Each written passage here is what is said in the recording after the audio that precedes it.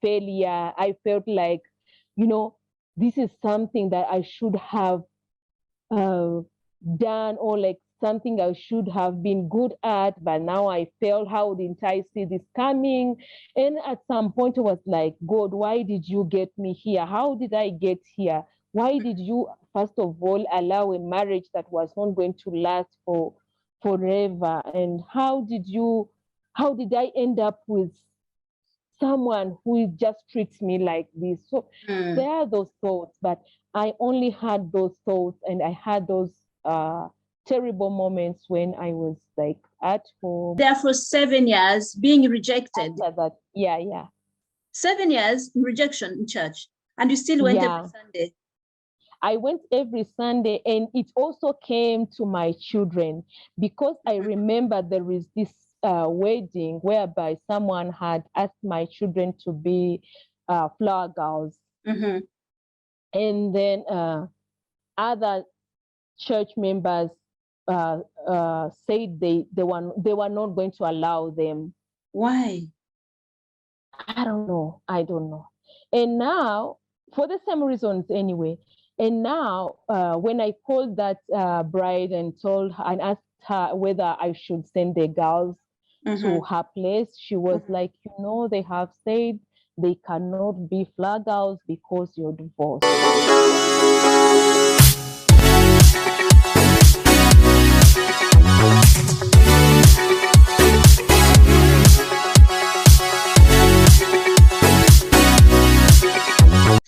I have a very, very special guest. It's a long time friend, really, from high school, but we haven't met for a long time.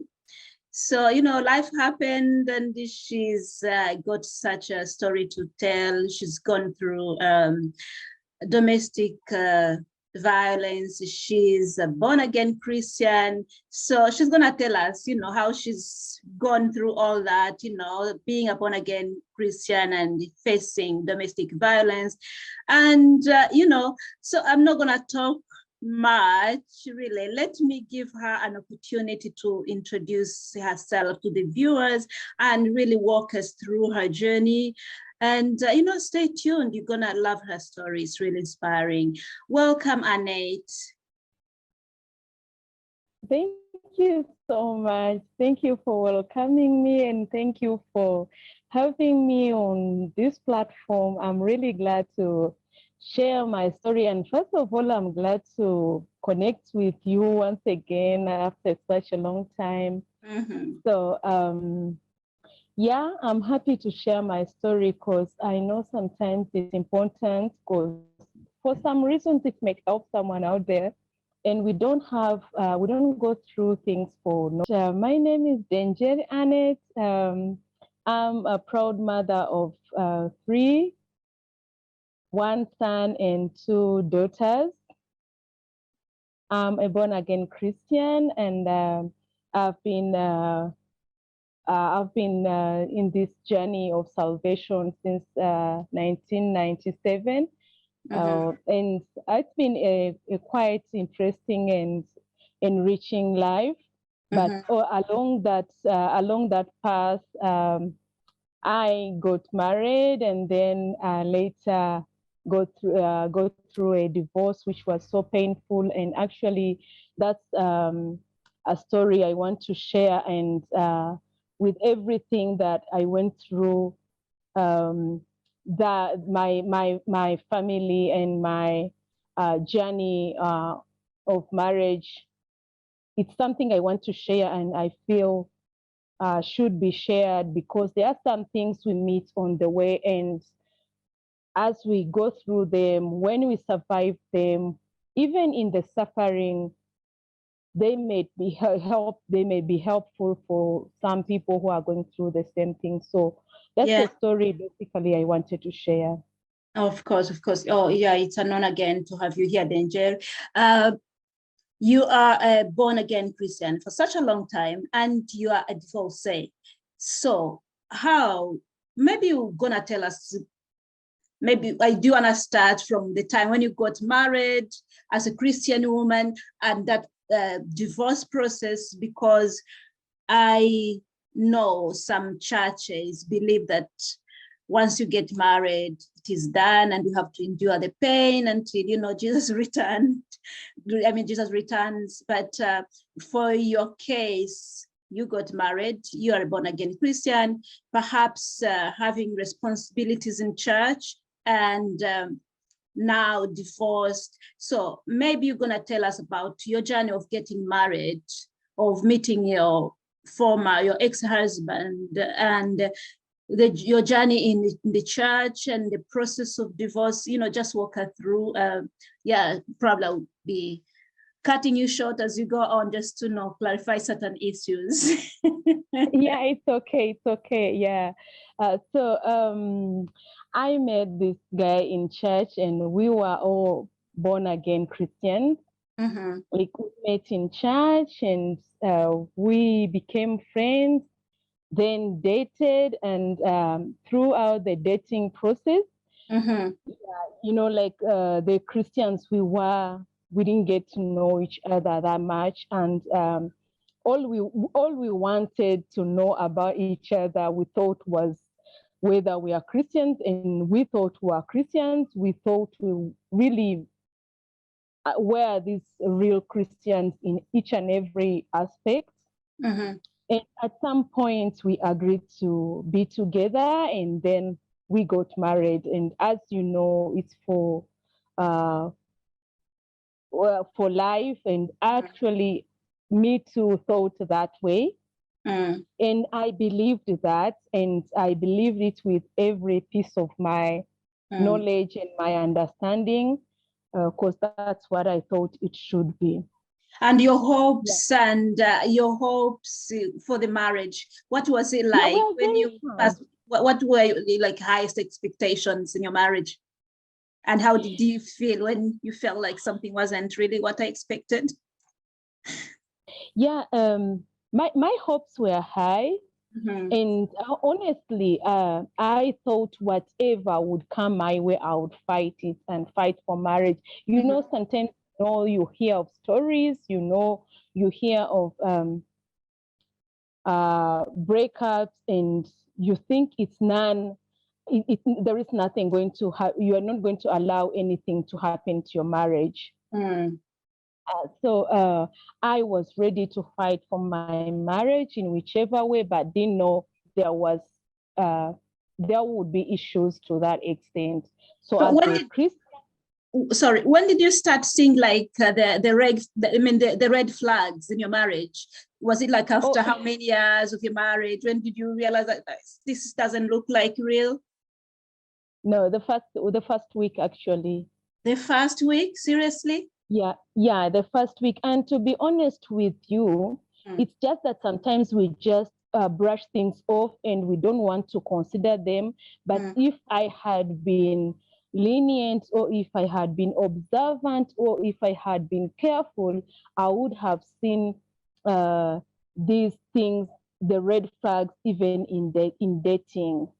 But because sorry to cut you short. What the first week, that should have been your honeymoon. So and actually, if it is okay for you to say, I don't know, I don't want to really say something like whatever to enter into your privacy, but what kind of that red flag that made you feel like this is not right in your first week really of your marriage?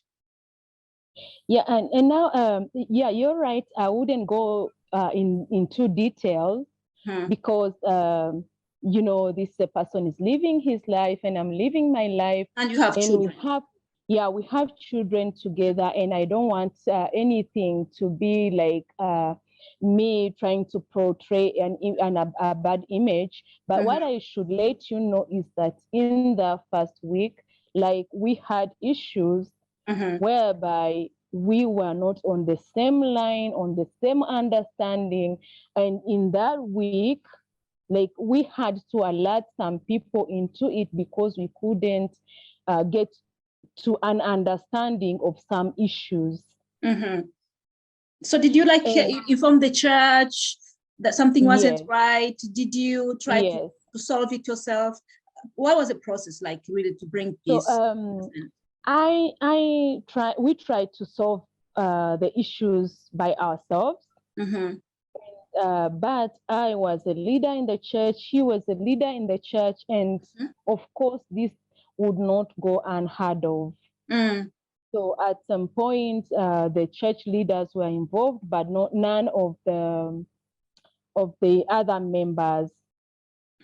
So they were involved, and we called them every now and then, and they came in, and at some point, they could give advice. They could come in every now and then. Now you can imagine, this is the first week. Of course, it will not happen every now and then. It won't happen every week. But then whenever an issue could rise and we couldn't solve it ourselves, then they would come in. And this went on and on. On and on. Like, if I can count, because I don't want to go in the real stuff, but if I can count, like, we had 3 church leaders, like the top leaders, because we were leaders and the top leaders were only involved. We had 3 of them, and each one of them had visited us not less than 3 times. And you can imagine, not less than 3 times, each one of them are their own, coming in alone. And this is something that was going on every now and then. And whenever they could leave, like if someone left, then it could turn to worse. So at some point, I decided to keep quiet and not let anyone know about anything. So this is when, because whenever I would let people know, or whenever anything could be heard of, then I would suffer the consequences. Yeah, sorry. Let me ask you. You are both leaders in the church, and you are suffering domestic violence in your own house, in your own home, in your marriage. And you still want to appear in the church as a leader. I don't know what responsibility you had, but you still want to be that example to the people. And you want to hide whatever you're going through in your marriage. How was it like, trying to look different outside when your marriage is not, going well? So for some reasons, they thought it could be resolved, because they thought it could be resolved and could be settled. But and this was done just not considering the damage it was causing to the individuals. So it's like they were protecting the bigger institution without considering the individuals who are now suffering, or who are now getting the damage within. But then the bigger institution was protected at the cost of the individuals. I can imagine how that would really affect your mental health and well-being. Yeah. How did you cope? How did you feel?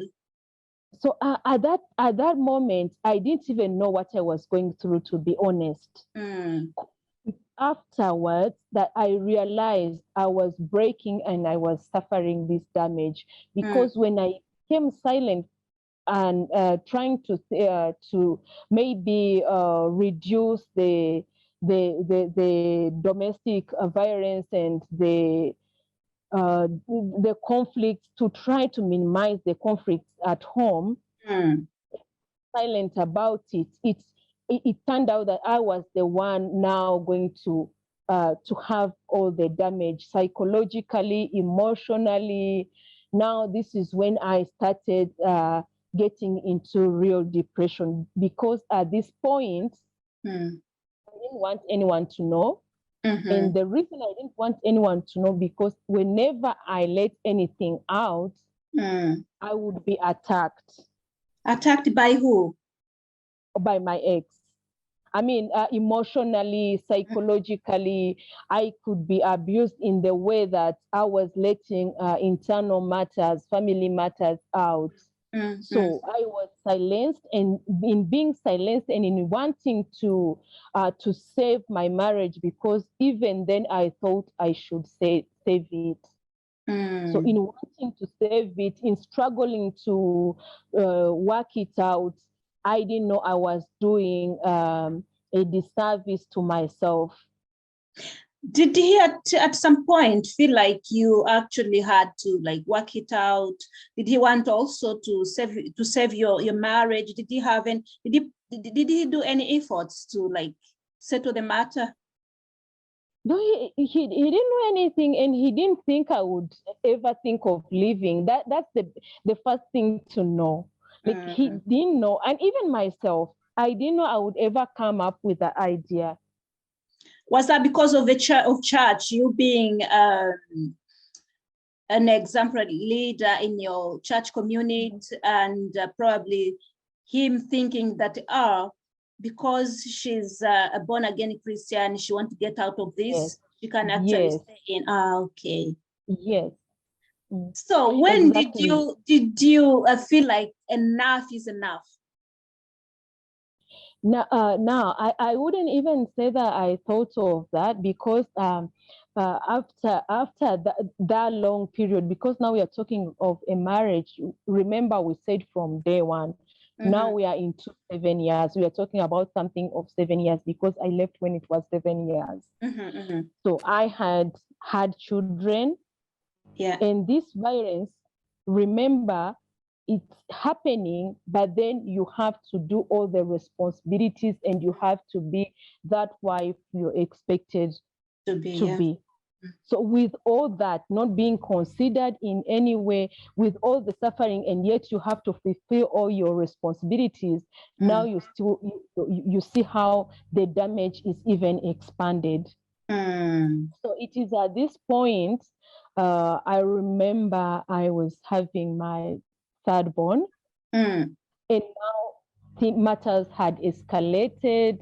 Like we were not even talking to each other, and remember, even at this point, like the conjugal relationship had to be there, whether you like it or not.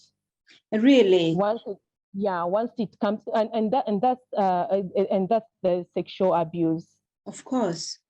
Yeah, in whether you like it or not, it has to be there. And at that point, I was having my third born, and I think my body could not take it anymore, because I think my body talked for me. Personally, I didn't know what I was going through, to be honest. But at this point, I think my body could not take it anymore. So when I almost miscarried him 3 times.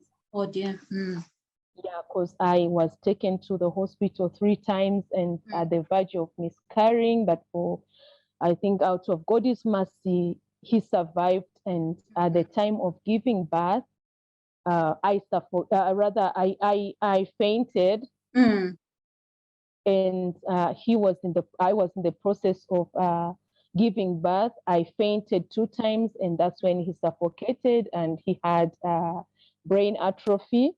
But thank God it was a mild one, so he survived it. And even now, he's 9 years, but we are still going through some medical issues, because he has delayed milestones. And after having him, because now I had skipped some stages. After having him, I still went through the same stuff. And again, I conceived, and this time my body could not take it, and I miscarried, and I was at the verge of also losing myself. I was at the verge of losing my life. And I remember in the hospital, when I had miscarried the pregnancy, I remember coming home and calling my sister and telling her, because I really felt I was losing my life completely. And I remember calling my sister and telling her, tomorrow I'm not sleeping here, and I don't know where you will go. So that's you deciding to end your marriage. Yeah, I decided to end my marriage, but I don't even remember if I was ending my marriage. I was just uh, fighting for my life, if I may say. Because Yeah. at that point, I wasn't even thinking about marriage. I was thinking about my life. Which is Because this is me here. I remember before all that, there is a time I realized this was not going to work out. And as a Christian, I knew I had no any other way but rather waiting for Christ to come. And that was when my marriage would end, or death, as we say, until death do us apart. So I remember there is a time I had to fast and pray for my death. Just because I was not seeing any way out.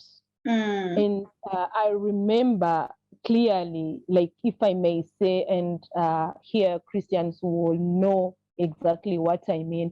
I remember God's voice telling me that this is a suicidal prayer.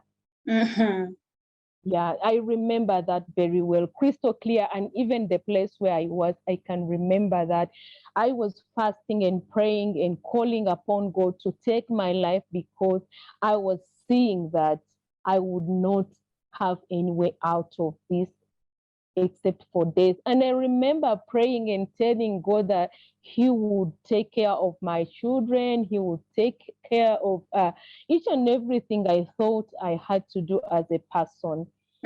But this voice came to me, and I remember very well repenting and not wanting to pray for death anymore. So Yeah. So you've now sorry, you've survived, I would say, to death 2 times, and yeah, you are suffering. Your mental health is suffering. Your well-being is not at its best, and you have moved just to save your life. How was yeah. it like, that move back? You know, you are a church leader. You're a leader in your church community. You are and you're a Christian. You're a born again Christian, an exemplary woman, married woman. How did the church perceive your move? Really, what was it like when you made that move? So I make this move, and I'm in a critical condition. I'm fighting for my life, because now when I talk of fighting for my life, I'm talking about someone who had reached at an extent of not knowing where she has put things. Like, I would be having my purse and I would forget completely where, like, I would go in a shop and I would leave it there and move on and don't remember where I left my purse. I had reached at an extent of going out of the house and not remembering that I'm not putting on shoes. So, yeah, so this is how much the damage was. So I take this move. My sister tells me, I'm sending you a vehicle and you're coming back home. So I went home to my sister's place with my 3 children, because now I know these children are my life. Whatever and wherever I go and whatever I do, I'll be with them, because I knew there was no any other alternative. Like, it didn't come to my mind that I would ever leave any of them, because now we are talking about the 6-year-old, the 4-year-old, and the 2-year-old. Oh, very young. And the 2-year-old, remember, is a special need, has issues at this point, and is someone who cannot even sit. At 2 years, he couldn't sit, he couldn't turn on, roll on his back. So I take my children, and me too was in a critical condition. And now this is where the church issue comes in at its peak, because I got excommunicated from church. Really? Yeah, for taking that move, because divorce is not allowed and is not welcome. So I got excommunicated. And for that one, I thought it would be just something I would do with, because I knew about it. I was a church leader and I believed the same, but I thought it would be just that. And I would be going to church, I would be praying, I would be someone who maybe who has no responsibilities, but then who will come in church just like I failed in one way, but still my connection or my commitment or my relationship with God is still intact. So, But I had it wrong. oh my God. So you're excommunicated from your church. You grew up in church. The church is all you know. The church is supposed to be a sanctuary. This church was supposed to be like your home. So you are not in your marriage. The church puts you aside to go where? How did you feel when the church did that to you? So every now and then things escalated, because at first I thought, at first I wasn't sure of what to do. I just knew I was fighting for my life, and that's all. I didn't know even I was going to go through divorce. I didn't know that I didn't know what to do. I just saved my life. So now the church excommunicates me, and the relationship is torn apart, and there comes the rejection. I'm out of place. Like, people start running away from me. No one visits, and I'm in this critical condition where I need everyone. The church is my home. The church was my your family. society. Yeah, like everything I did was around the church. So now I get communicated and I get rejected, and I was called names, and I didn't know anything else to do. So this is when now I came to realize that issues were not what I thought they should be.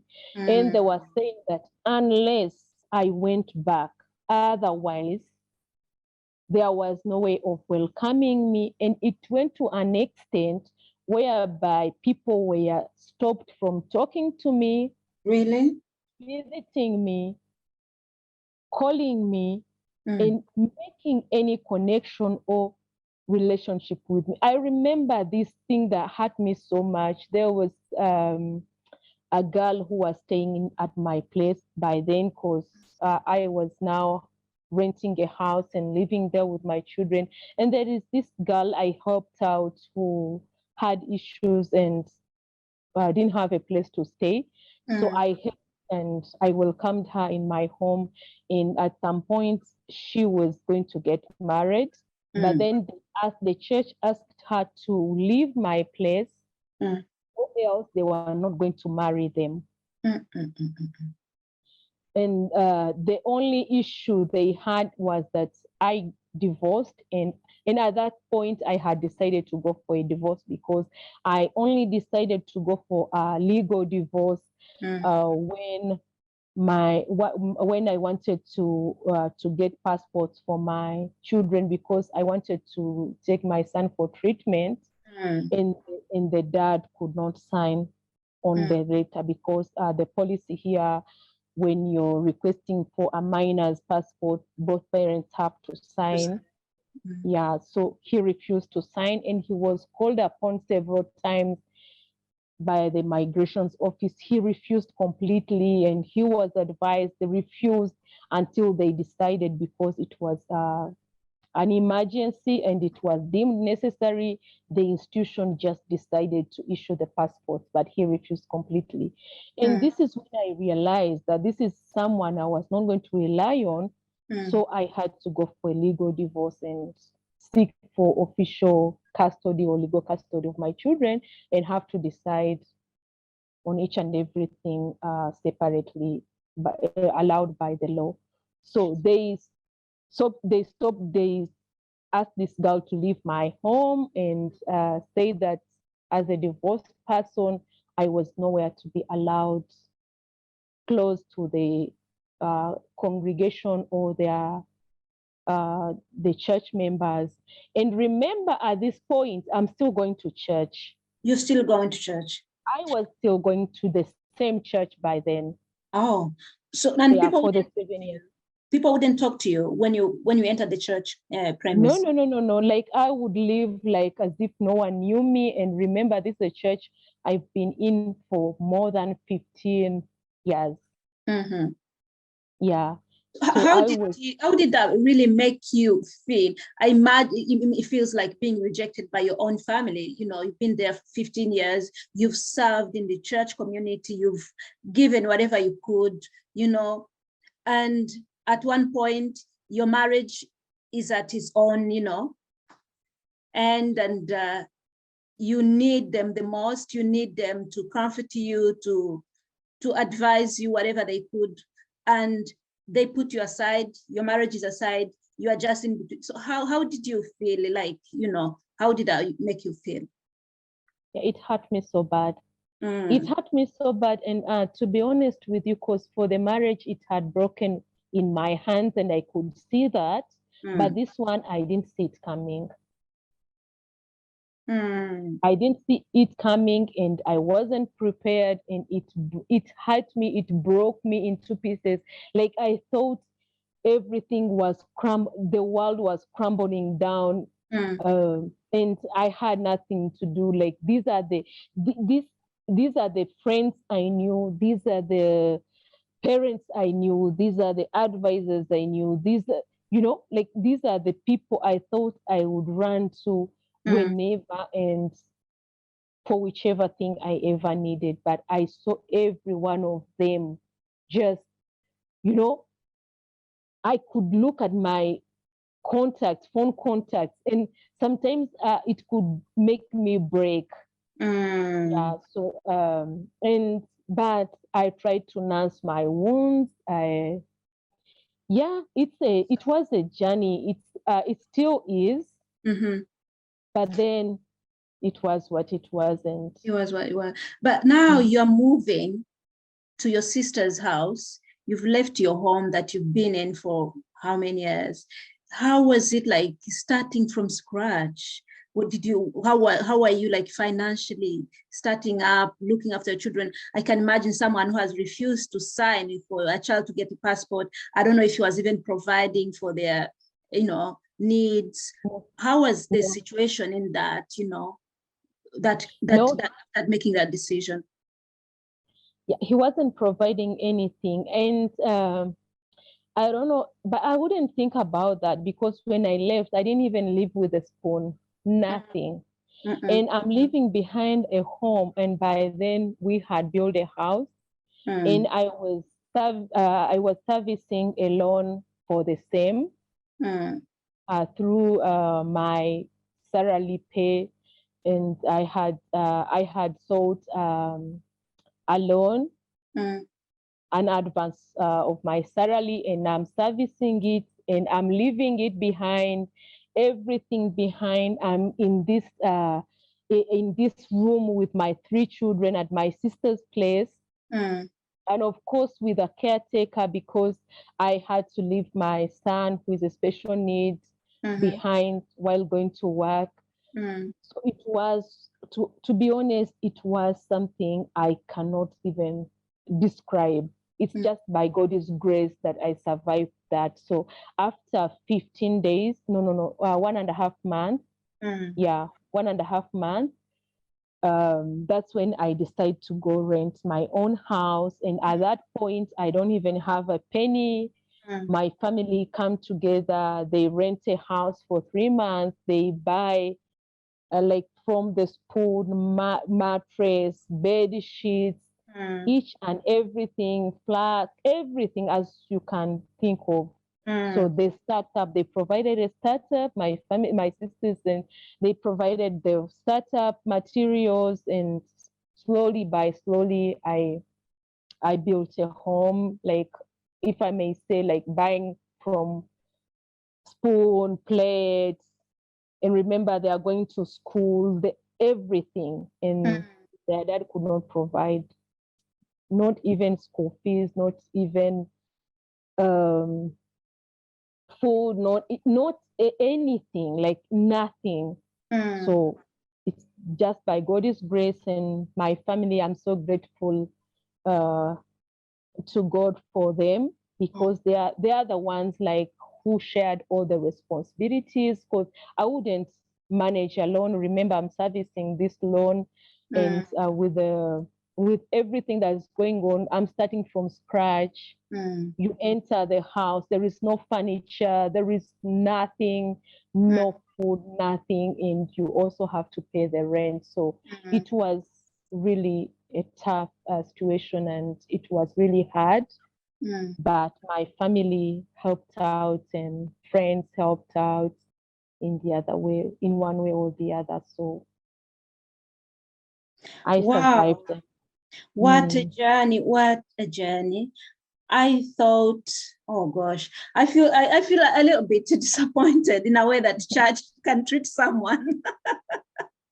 Someone Yeah, who had, so much hope in them. So did your husband try to come and maybe try to like ask you if you could go back home, maybe, and forgot what happened and, start afresh?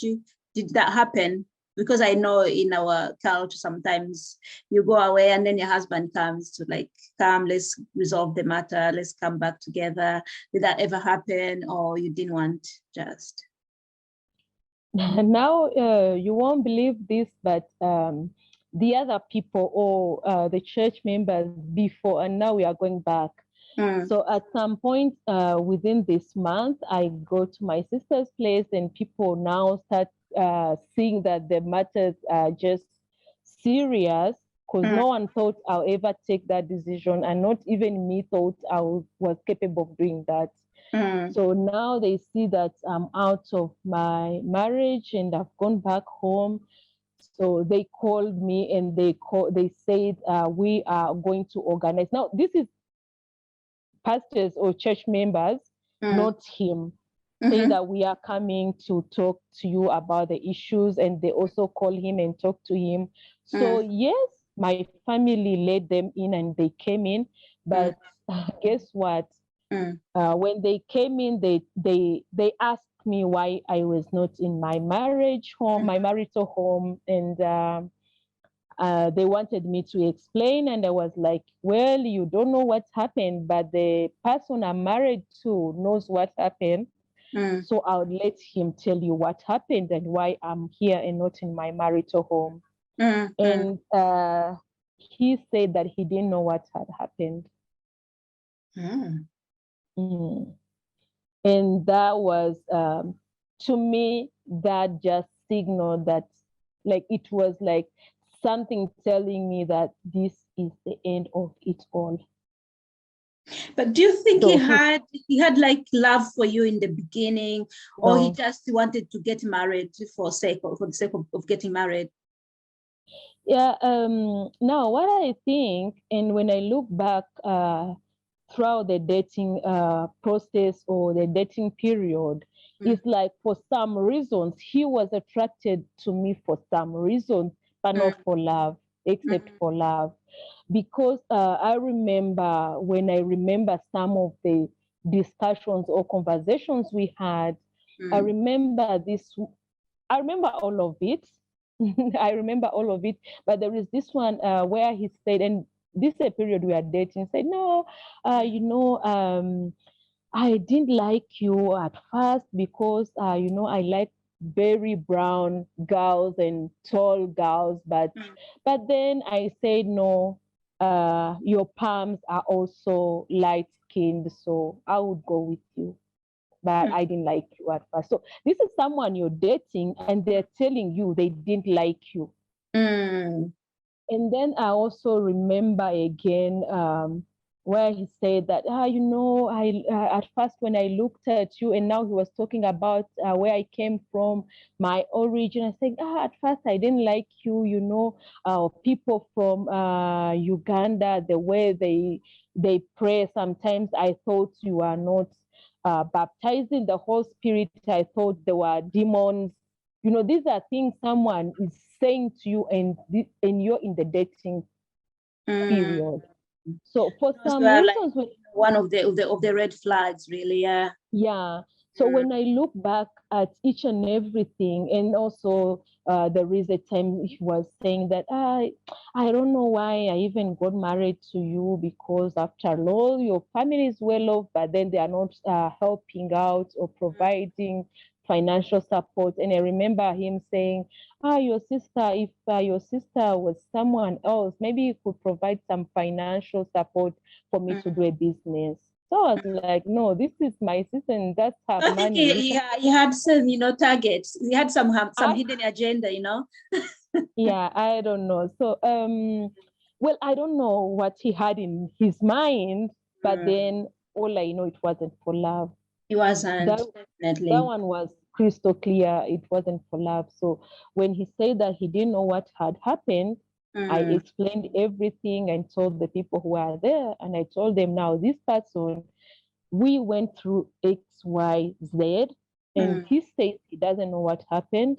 So since he doesn't know all of this that I've told you, I think this is the time I should let you know that it's over between him and me.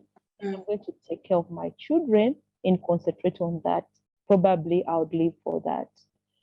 So yeah, and I wouldn't say he came for to reconcile. No, No, he because didn't. this was other people's idea. And even when he came, he said he didn't know what had happened. Now after I explained everything, so the people who are there were like, no, this is not right, and they asked him to apologize, like requesting him or forcing him to apologize. So he did that, and I didn't take that serious, because for sure, if someone says they don't know what happened and others force them to apologize, then you can't take that serious. So that's when I decided Yeah. that I was going to take care of my children. Yeah.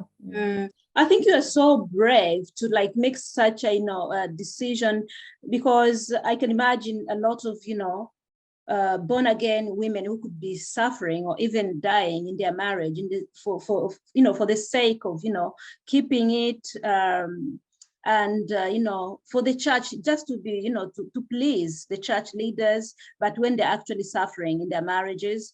And so I think you're so brave to make such a decision. But then, having gone through all that, and you have a job, you have to go to work every morning, and you have your children, how did you manage really to like cope, to deliver at work, and to do what you are expected of, with all that situation you're going through? Did it affect your job somehow, or your performance? I wouldn't say it affected my job, but it affected my working style. Because job was my rescue or my comfort place. Like when I got my hands or my mind on work, I was distracted for a moment. I was distracted, like taken by work and not think about my issues and my problems. So I kind of became workaholic.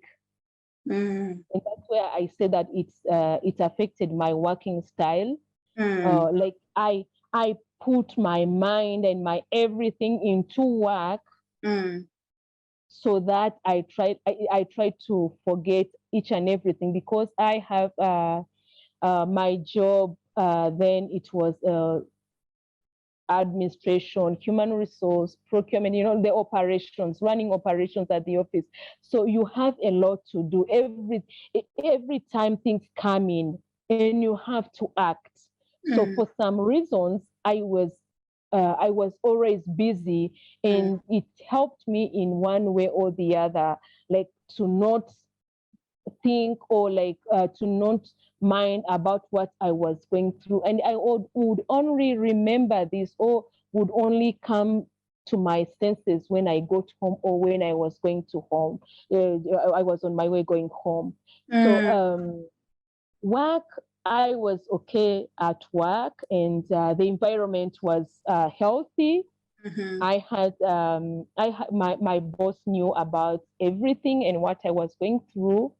So they provided a health environment for me, and I had no issues. And I'm this person who likes to see things from all perspectives. Like if something is bad, then I'll rather flip the coin and look at the other side of the coin.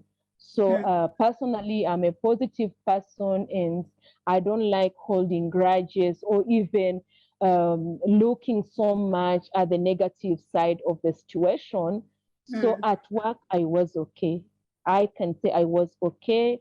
But then when I got this time for myself, got home, or even had this time at my own use, that's when everything came out. And like I would think about my future, I would think what I was going through, I would think what was going on in my life, and I felt like a failure. I felt like, this is something that I should have uh, done, or like something I should have been good at, but now I failed. How didn't I see this coming?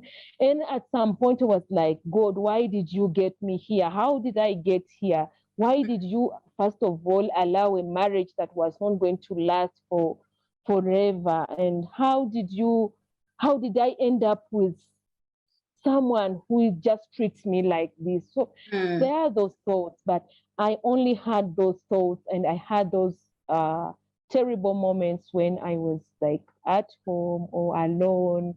But at work, I was just busy. So do you still go to the same church that rejected you that much? Oh, no, no.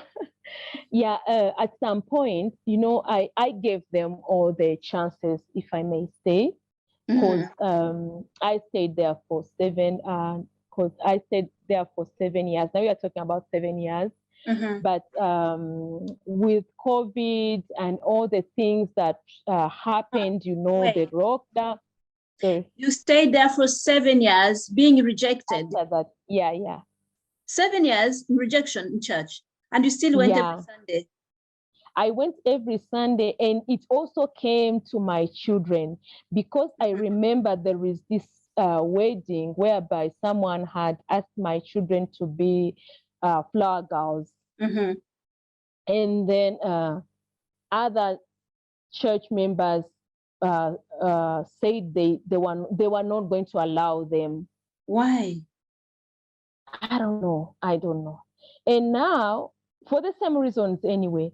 And now, when I called that bride and asked her whether I should send the girls to her place, she was like, they have said they cannot be flag girls because you're divorced. Oh. And this one hurt me badly. Young kids, how they are in weddings and how they want to be flower girls. Excited, looking forward. Yeah, they're excited. They already told this, and I couldn't explain that. It was really tough and hard on me. And then that's when I started thinking. Now I was looking at my children and seeing how they are going to suffer the consequences of things they didn't even invite in their life. They're already suffering being raised by a single mother without a father, and who is not even mindful of his children or even wanting to interact with them, because this is we're talking about going years without even seeing him, without even talking to him.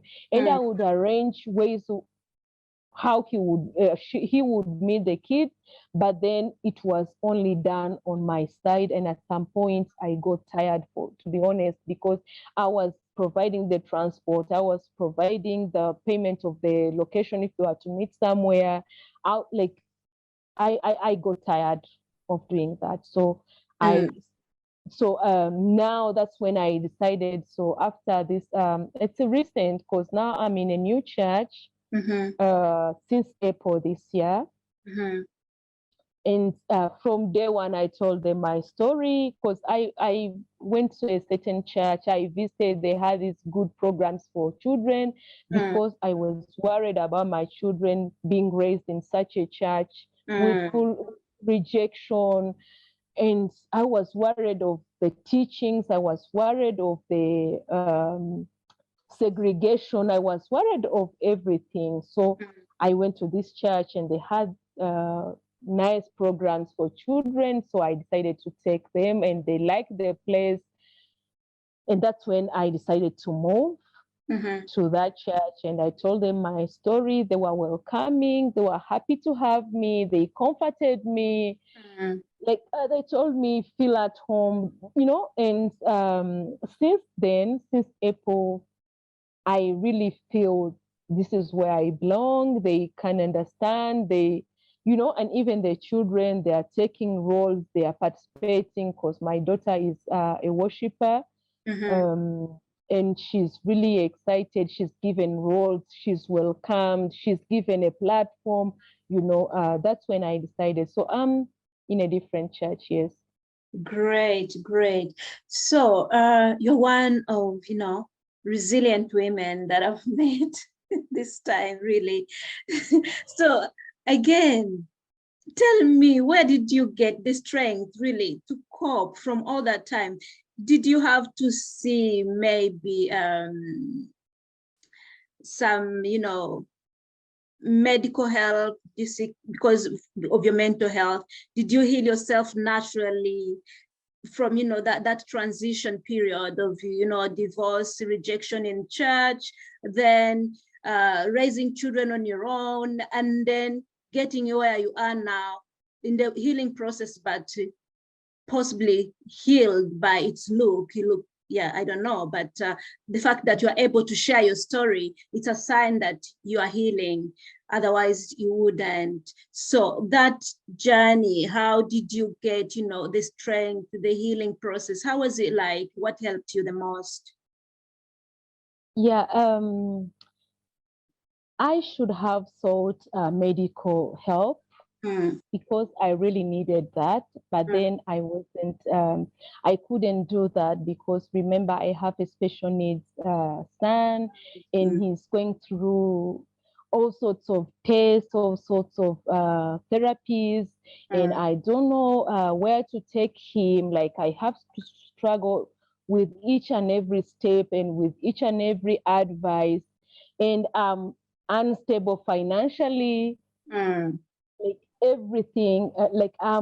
I want a lot, and I have no resources for the same. So I knew I needed to get medical help, but I couldn't afford it. So and God, who is the provider or who has many ways, helped me out because what I can tell you, I did not lose this connection with God.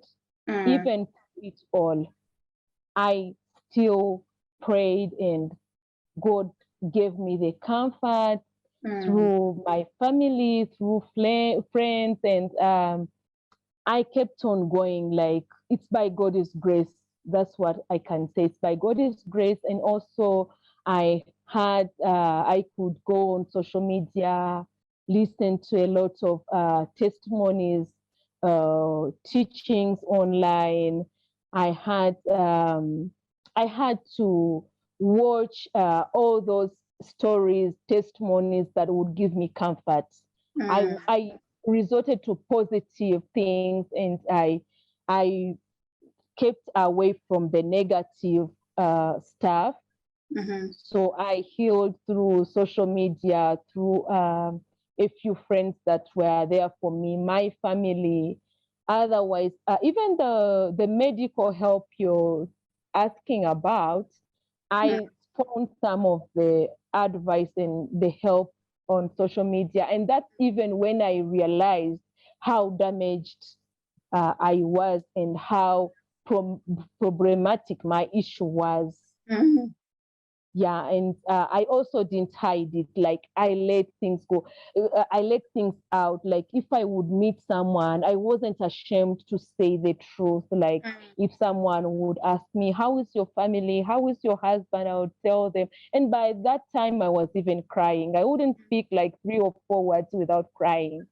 Yeah, so I think I healed through all of that.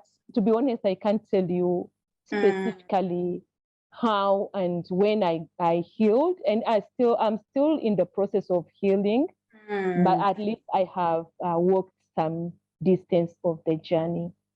I think opening up was also one of, a great tool really for healing. When I first heard you talking about what happened, what you went through, I was like, oh my God, she's so brave. And again, back to the church community where you were for over 15 years, and they turned up like that. Do you think this has something to do with some culture, aspect?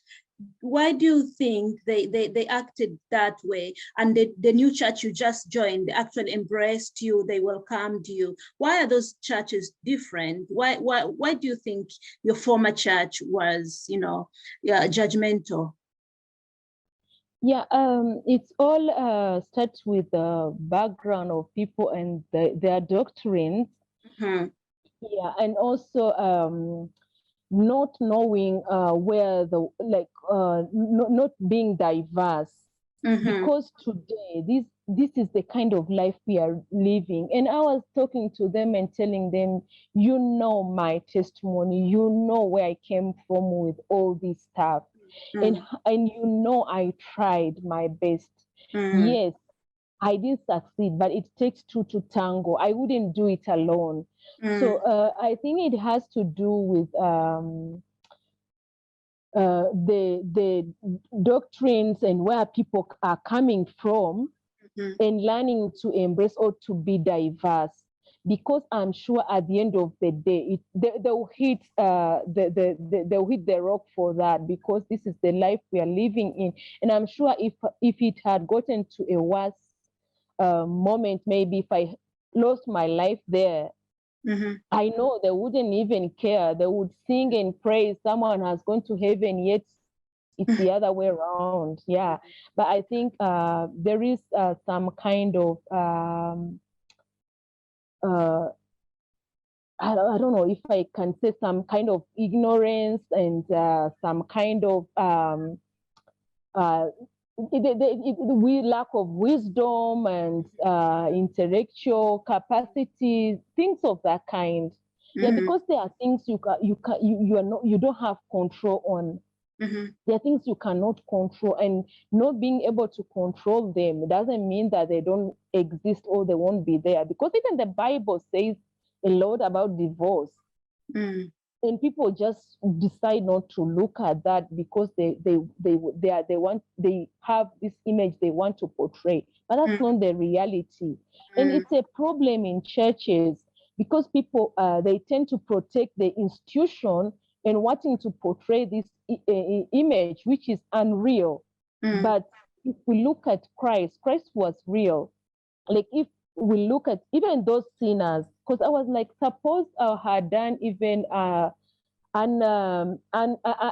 things that you cannot even imagine of, if I had done any bad or like evil things, Mm-hmm. if it was Christ, he wouldn't reject me. But now here I am. I'm the victim in the situation. I need your hand, I need your comfort, I need your help. Mm-hmm. So I think it has to do with leadership Mm-hmm. and their way of handling matters.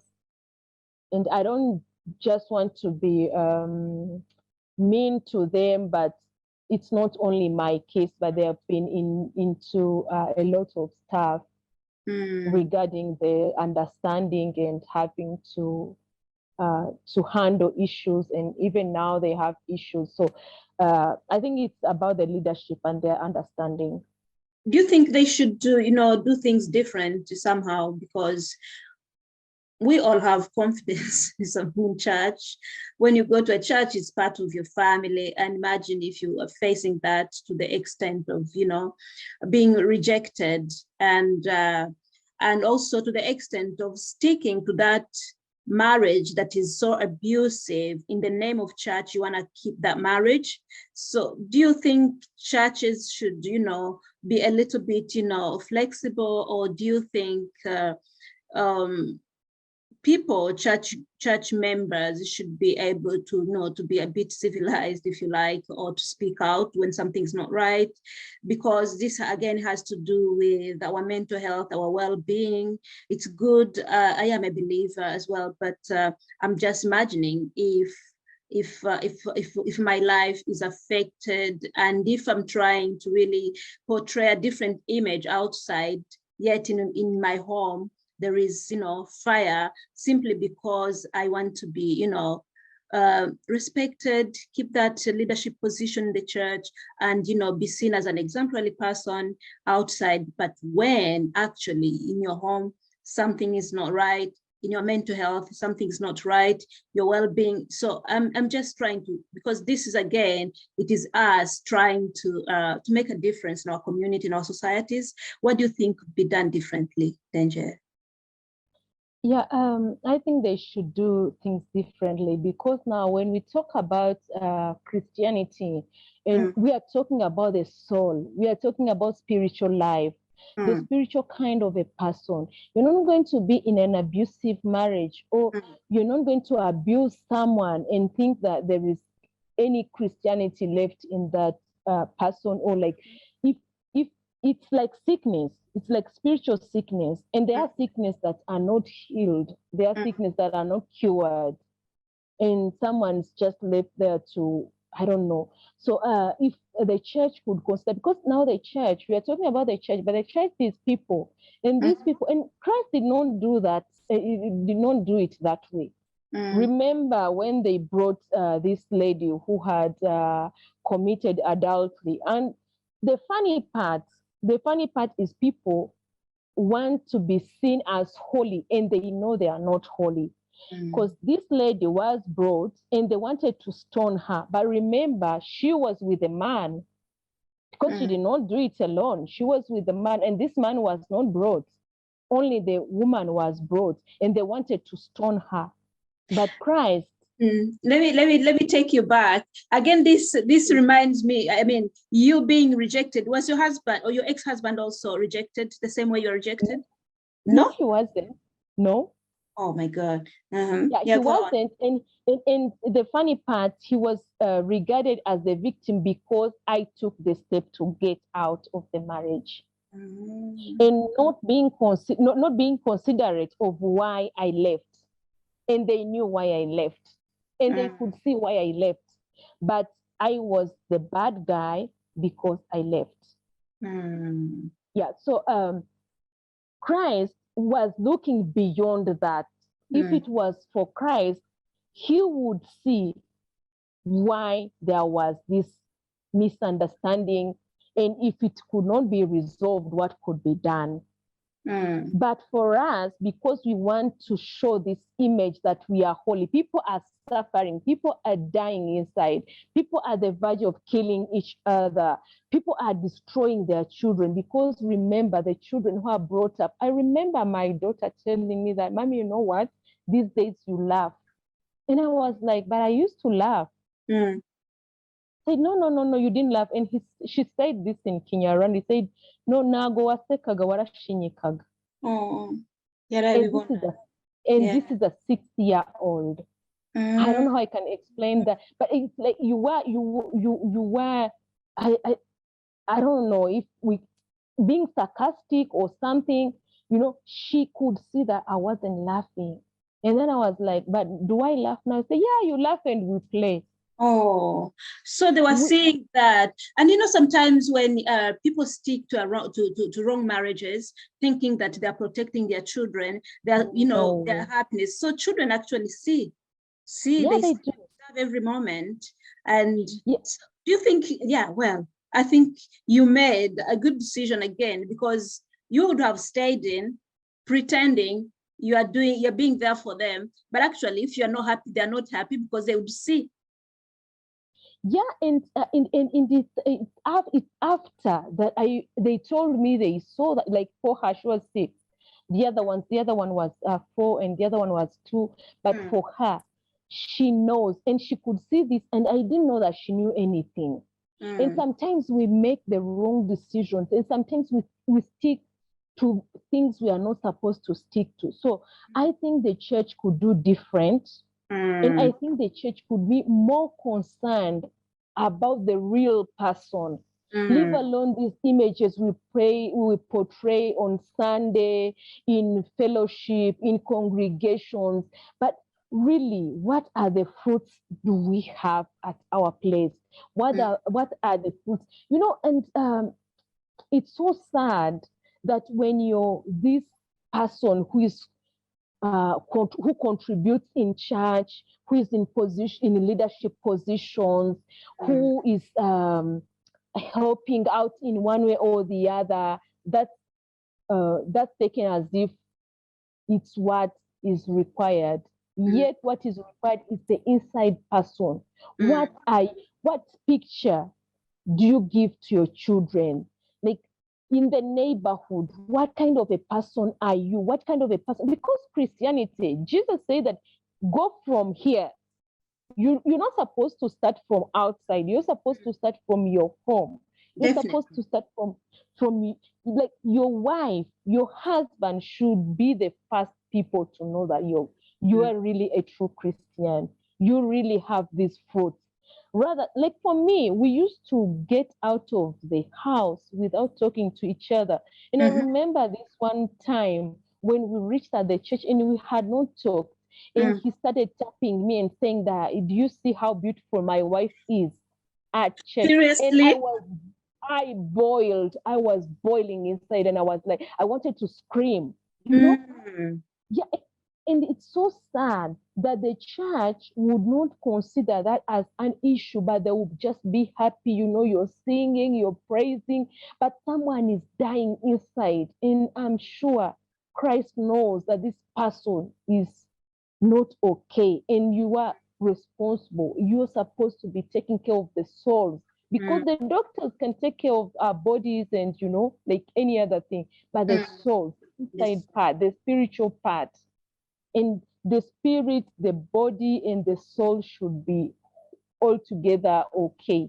So I think the church should not look at divorce just in the name of divorce, but see the cause and see, what if you didn't divorce? What are the consequences? I'm not. It's not like I'm advocating for divorce. Of course not. Yeah, but the domestic violence people suffer is way too much. And at some point, the only thing you need is to move. And sometimes the only thing is you need, and the only thing your children need is, at least if they cannot have both parents, let them have one. But have take peace. Care of them. Yeah. Other than losing both of them, because you can be in a home where you have both parents, but you have none of them. So it's better if they can't have both of you, at least let the one who seems to be sane and the one who seems to at least be able to take care of them, care of them in a healthy manner. And the other one should accept, because sometimes the other one doesn't accept and keep on bothering and also causing. It's good, for example, it's good that there are restriction rules, and sometimes the laws intervene and they see things and sort things when you're out of the marriage. But on time, the church that should also see it in the same way. Yeah, that's a very great observation, and thank you so much for sharing. I hope someone listening to us could learn, take something out of this. Obviously, I like the fact that you spoke out and you shared, and you became real, you became authentic. And that's actually, I think, what helped you in your healing process. So churches, we're not judging you, but something has to be changed, and women or men, whoever is facing a domestic violence, again, be able to to speak out or to think about your mental health, that, those children you are trying to protect, yes, but protect them in a very, safe environment. We don't want, people to have fight and, affecting the children and having the wrong victims around them. So like Annette was sharing, really, it's very, very, important that we listen to our body. No, this is not right. This is not how I feel. You reach at the point where you are forgetting like some things. You realize that this is not you. You knew something wasn't right. So I think, seeing all those, changes, all those signs, and knowing that this is not right, something's wrong, and seek for any, advice, whoever could intervene, or if it is about speaking out like you did, I think it's very, very, good, and well done for doing that. You have happy children. You look happy, and you're going places because now you are healing, and the world is all open, full of blessings. Yeah. So I think I'd say well done, really.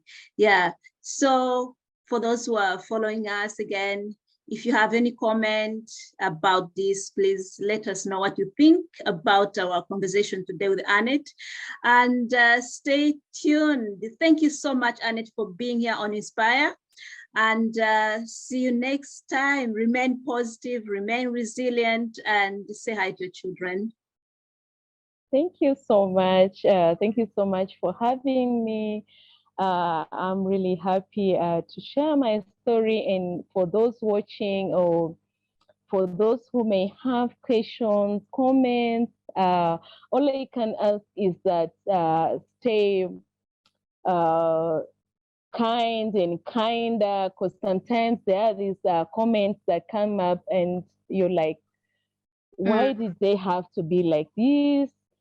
So stay kind.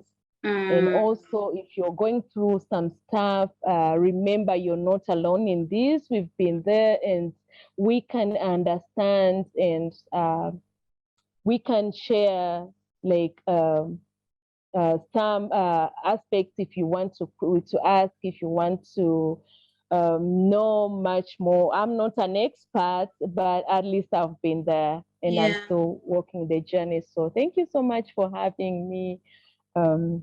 Yeah, and I'm glad to come back again if need be. Yeah. Of course. So let's keep being positive. Thank you. Thank you so much. Enjoy the rest of your evening, and Merry Christmas and Happy New Year if we don't meet before then. Oh, yeah. Thank you so much. Merry Christmas and Happy New Year. Greetings to the family. And friends. Bye-bye. Bye. Enjoy the season. Bye, you too.